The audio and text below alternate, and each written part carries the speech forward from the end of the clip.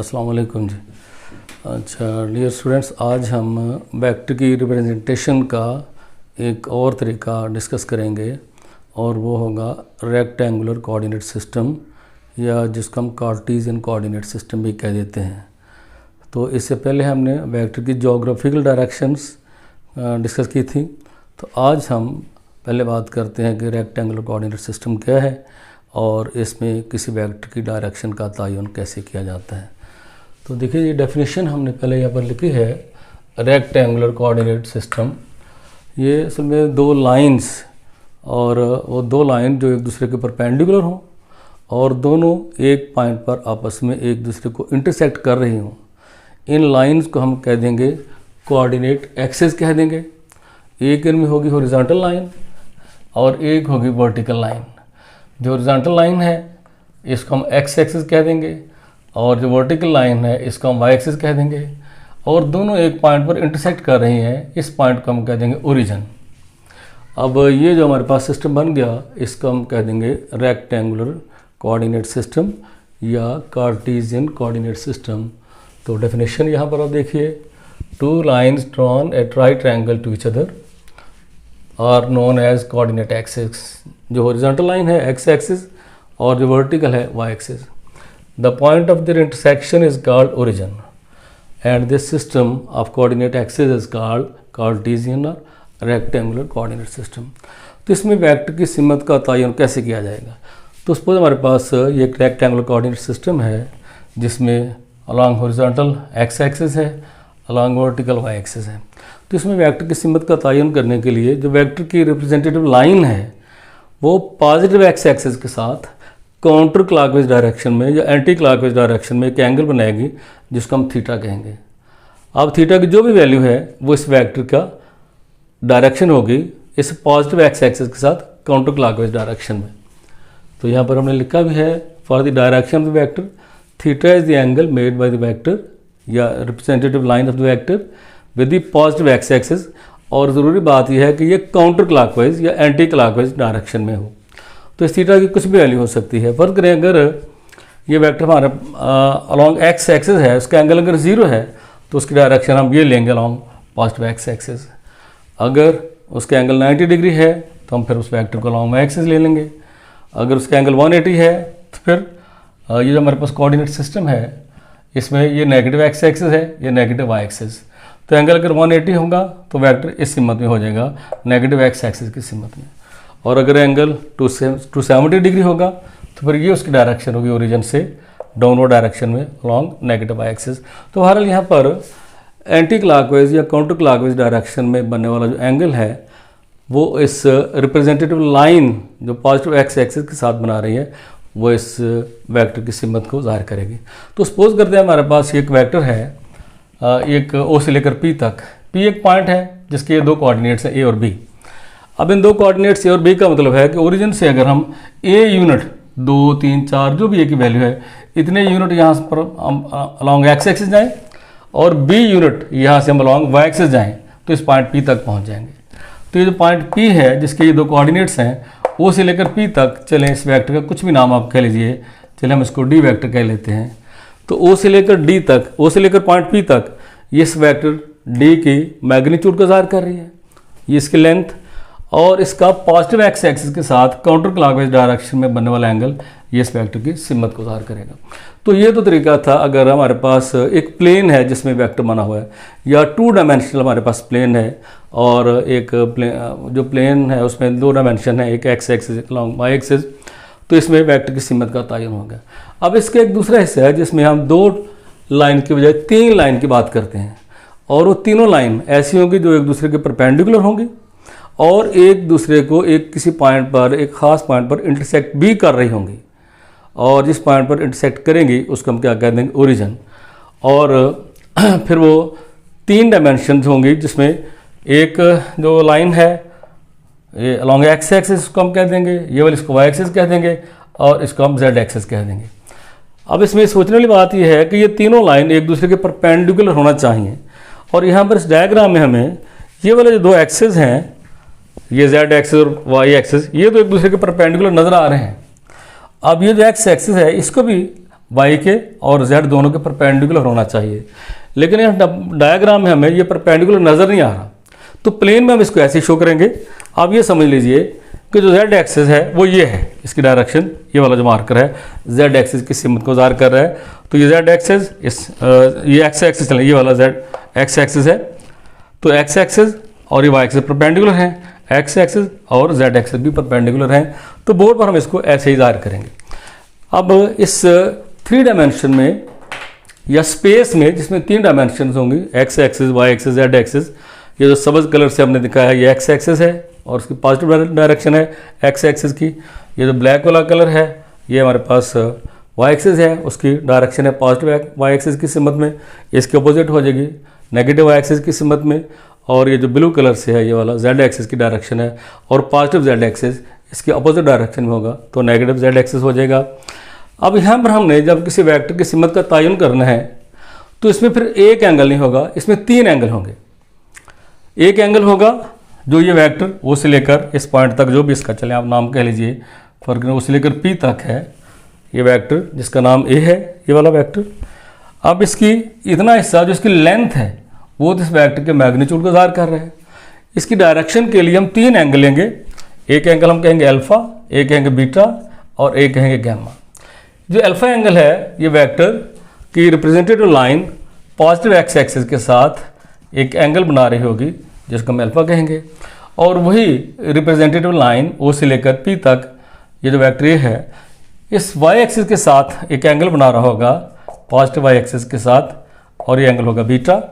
इस तरह से जो जेड एक्सिस है इसके साथ इसका बने वाला एंगल होगा गैमा।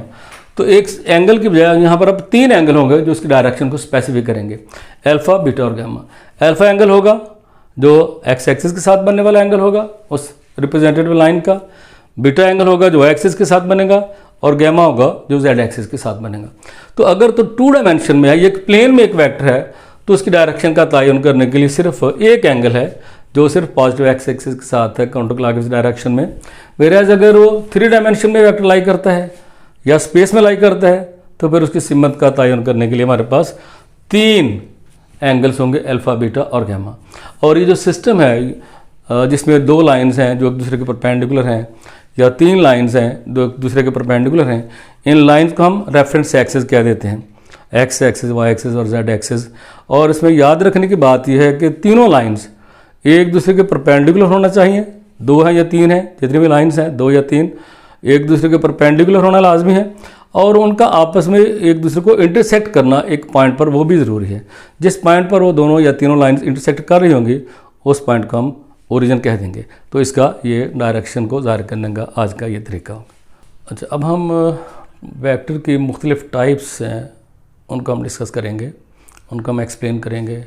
मसलन यूनिट वेक्टर क्या होता है, नेगेटिव वेक्टर क्या होता है, रिजल्टेंट वेक्टर क्या होता है, और नॉर्मल यूनिट वेक्टर क्या होता है। इन सब की हम डिफरेंट टाइप्स हैं जो आज हम डिस्कस करेंगे अभी। तो सबसे पहले हम देखते हैं कि यूनिट वेक्टर एक ऐसा वेक्टर जिसका मैग्नीट्यूड या जिसका मॉडुलस 1 हो उसको हम यूनिट वेक्टर कह देंगे। अब ज़ाहिर है हर वेक्टर की तरह से इसकी मैग्नीट्यूड है और साथ इसकी डायरेक्शन भी होनी चाहिए। अब इस यूनिट वेक्टर की मैग्नीट्यूड तो हमने कह दिया कि 1 है, इसकी डायरेक्शन किस तरफ होगी, इसकी डायरेक्शन होगी गिवन वेक्टर की डायरेक्शन में। तो a vector having magnitude equal to 1 and direction along the given vector is called its unit vector. अब इसको ज़ाहिर कैसे करते हैं? फॉर एग्जांपल हमारे पास एक वेक्टर ए है, इसके यूनिट वेक्टर को ज़ाहिर करेंगे ए और इसके ऊपर कैप डाल देंगे ए कैप, ये इसको हेड कह देते हैं।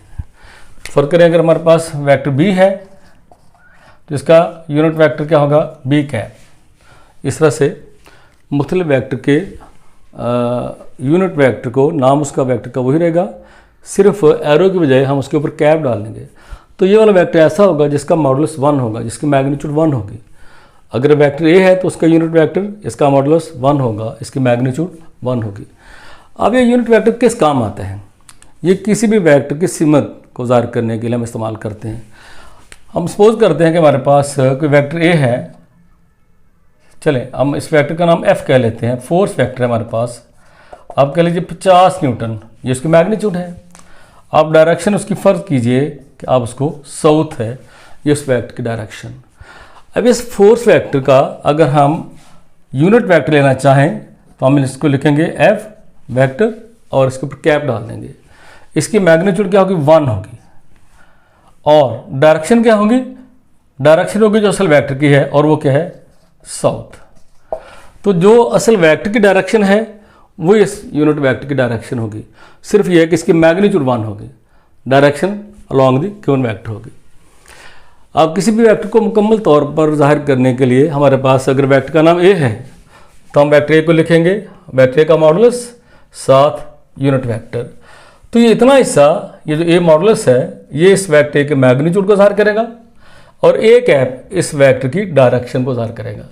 तो वेक्टर ए को मुकम्मल तौर पर एक्सप्लेन करने के लिए हमारे पास इतना हिस्सा वेक्टर के मैग्नीट्यूड और ये 7 इसकी डायरेक्शन को स्पेसिफाई करेगा ए मॉडुलस, ए कैप। तो अगर हम इस इक्वेशन से इस वेक्टर ए कैप को डिटरमिन करना चाहें तो A cap is equal to vector A divided by its modulus. तो किसी गिवन वेक्टर ए को आप उसके मैग्नीट्यूड से डिवाइड कर देंगे तो ये हमारे पास यूनिट वेक्टर आ जाएगा। तो ये तो वेक्टर को जाहिर करने का एक यूनिट वेक्टर को उसकी डेफिनेशन होगी। अब हम एक और चीज़ डिस्कस करते हैं और वो है, अच्छा यहाँ पर आप देखिए कि अगर हमारे पास ये वाला वेक्टर था ओ से लेकर पी तक, ये वेक्टर ये है, हमने इसको कहा हुआ, तो इसकी यूनिट वेक्टर की बात करें तो इसी डायरेक्शन में ये हमारे पास ए कैप है। तो इस ए कैप की मैग्नीट्यूड होगी 1, डायरेक्शन होगी जो असल वेक्टर की है।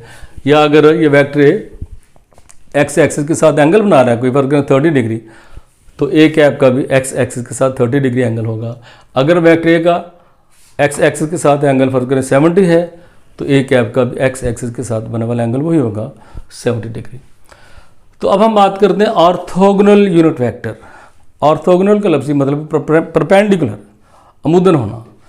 अब ये ऐसे यूनिट वेक्टर जो बुनियादी तौर पर यूनिट वेक्टर हो, यानी जिनके मैग्नीट्यूड 1 हो, लेकिन वो एक दूसरे के परपेंडिकुलर हों, एक दूसरे के साथ एंगल 90 डिग्री का बना रहे हों, इनको हम कह देंगे ऑर्थोगोनल यूनिट वेक्टर।